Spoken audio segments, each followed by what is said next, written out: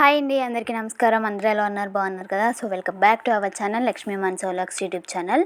So ఇవాళ మనం చేసుకోబోయే రెసిపీ వచ్చేసి వంకాయ కంద పులుసు. సో ఆల్రెడీ మా అమ్మమ్మ అయితే స్టార్ట్ చేసేసింది అనమాట. సో పెనం మూకుడు పెట్టుకొని అందులో కొద్దిగా ఆయిల్ అండ్ అలాగే 4 పచ్చిమిర్చి అండ్ ఆనియన్స్ వేసుకుని ఉల్లిపాయ ముక్కలు పచ్చిమిర్చి అన్నీ మగ్గేంత వరకు ఫ్రై చేసుకోవాలన్నమాట. మగ్గించుకున్న తర్వాత అందులోకి ఇలా చీలికలుగా కట్ చేసుకున్న వంకాయ ముక్కలు అండ్ అలాగే కంద ముక్కల్ని వేసేసుకోవాలి.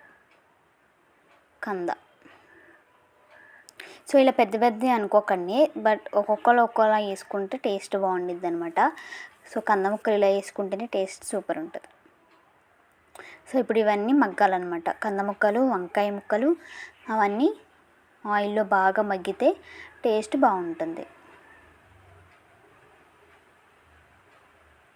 సో మీరు ఎప్పుడైనా ఇలా కాంబినేషన్లో ట్రై చేశారా? ట్రై చేయకపోతే ట్రై చేయండి. చాలా అంటే చాలా బాగుంటుంది.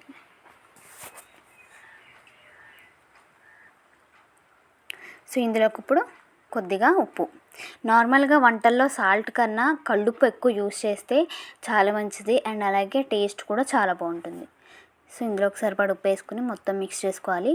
ఇప్పుడు ఆ ఉప్పు మొత్తం కరిగేందాక అండ్ అలాగే ఆ కంద ముక్కలు ఆ వంకాయ ముక్కలు మొత్తం మగ్గిపోవాలన్నమాట. ఎంత మగ్గితే అంత సాఫ్ట్గా ఉంటాయి అన్నమాట కంద ముక్కలు.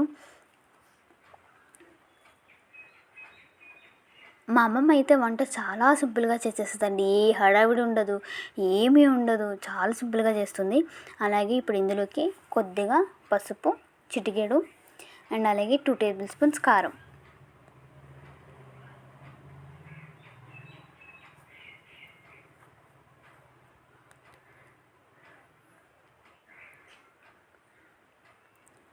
మొత్తం మిక్స్ చేసుకోవాలి. కారం మొత్తం ముక్కలకి కంద ముక్కలకి వంకాయ ముక్కలకి మొత్తం పట్టేలాగా మిక్స్ చేసుకోవాలి.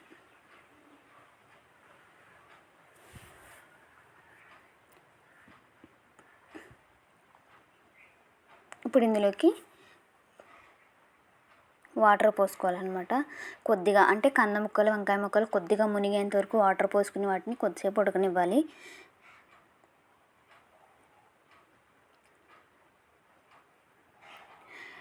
కానీ చాలా ఈజీగా అయిపోతుంది. మా అమ్మమ్మ చేస్తే ఏ హడావిడి ఉండదు.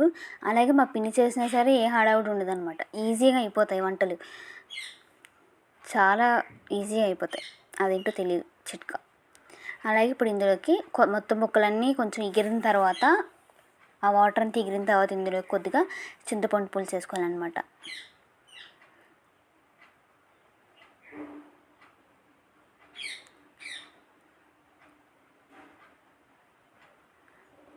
పెద్ద సైజు నిమ్మకాయ అంత చింతపండు పులుసు వేసుకోవాలి.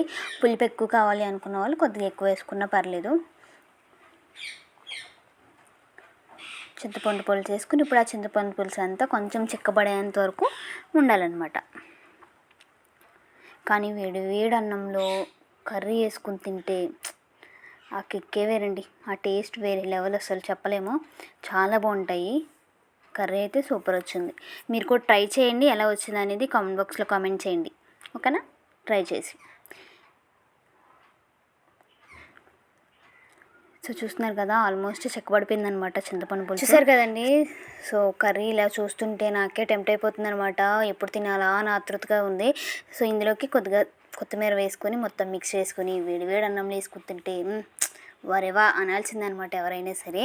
సో నాకైతే చాలా బాగా నచ్చింది అనమాట. సో మీకు కూడా నచ్చిందని అనుకుంటున్నాను. నచ్చితే కనుక ఏం చేయాలో తెలుసు కదా. మీరు కూడా ట్రై చేసి ఎలా వచ్చింది అనేది కామెంట్ బాక్స్లో కామెంట్ చేయండి. అండ్ అలాగే మన ఛానల్ని సబ్స్క్రైబ్ చేసుకోండి. పక్కనే ఉన్న బెల్ ఐకాన్ ప్రెస్ చేస్తే ఎవ్రీ వీడియో నోటిఫికేషన్ మీ దాకా వచ్చేస్తుంది. Until then take care, bye bye.